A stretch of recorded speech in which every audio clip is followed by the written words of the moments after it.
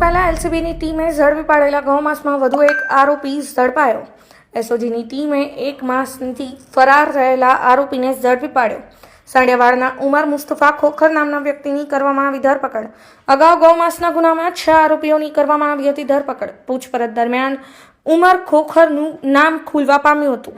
એસઓજીની ટીમે આરોપીને ઝડપી આજે ઘટના સ્થળે લઈ જઈ રિકન્સ્ટ્રક્શન કરવામાં આવ્યું। રિકન્સ્ટ્રક્શન દરમિયાન લોકોના ટોળા ઉમટી પડ્યા।